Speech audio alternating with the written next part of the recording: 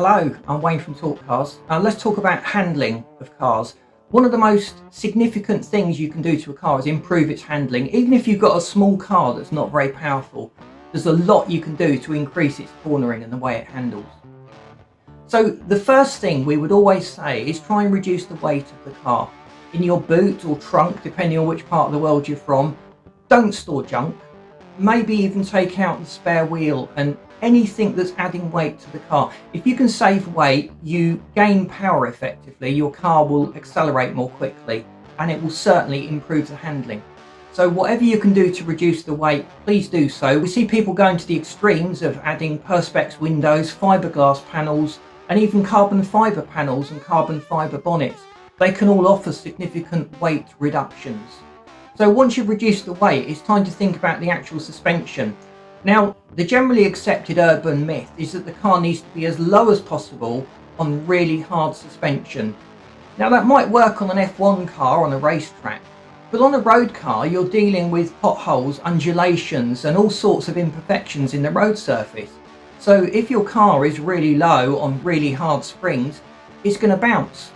And you want your car tyres to be in contact with the road surface as much as possible and to smooth out those transitions.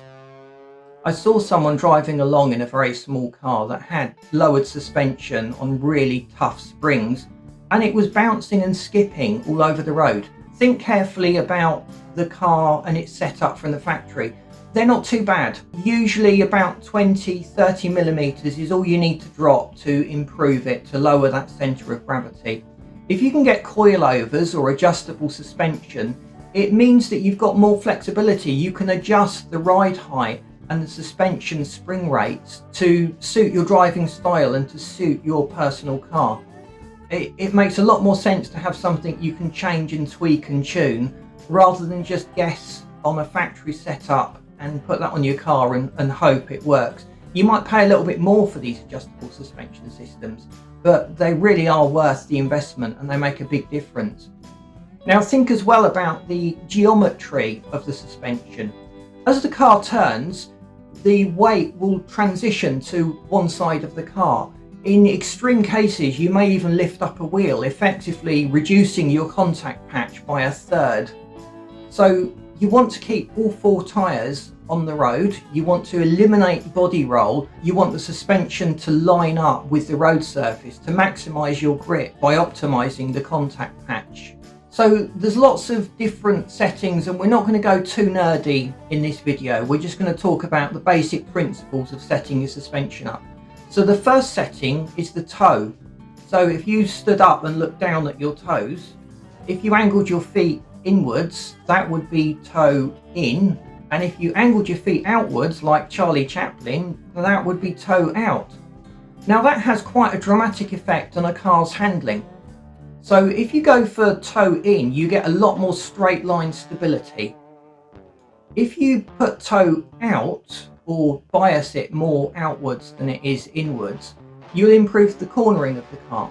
While you're improving the cornering of the car, you're reducing the straight line stability and the car will be a little bit more twitchy. So there's a balancing act to perform here. It's not unheard of for people to get their car suspension set up depending on the track they go to. If there's a lot of fast corners, they'll get the suspension set up so they can get the best time through those fast corners. If it's a lot of very, very shallow corners and lots of straights, they'll get the suspension set up to give them the maximum speed through those straights and the maximum stability that they can get. So you've got to think about your suspension as a whole and the effect it's going to have on the car. It's always a compromise. Unless you've got a very complex computerized suspension system that will adjust those settings on the fly depending on what the car's doing, you're stuck with setting it up as best you can and living with it. So the other setting that people do is the camber. This is the angle of the wheel in relation to the road surface. So if the wheels are dead upright, you've got brilliant grip in a straight line. But as soon as you corner, the weight of the car and the roll will shift and you'll be on the edge of the tyre, so you'll be reducing your cornering grip. So by adding a little bit of camber, you've adjusted the way the suspension moves the tyres, and as the body rolls, the tyre contact patch goes flat with the road surface, maximising your grip. We've seen some really extreme camber setups. There's definitely a trend of stanced cars out there which take these things to the extreme, and the tyre is literally running on the very edge of the rim. That is not a performance mod. You're losing so much grip. It might look cool depending on the groups that you hang with, but in reality it will not improve the performance of the car even when cornering. So avoid those extremes and just think about getting the car set up properly. Most factory setups are adequate, but they can nearly always be improved, and some cars don't have the full range of adjustment, so you may need to fit a camber kit or get some aftermarket suspension components that will allow you to adjust all of these extra settings and really maximise the handling of your car. So we hope that's given you a little insight into suspension and setting your car up, and we're going to be covering suspension in much more detail in a future video, so we can look in detail at the various suspension setting options and exactly what effect they will have on the handling of our car. So please subscribe to the channel if you've not done so already. It's great to have you with us. Please let us know in the comments if you've done any of these mods to your car. We love to get feedback. It helps shape future content of our channel.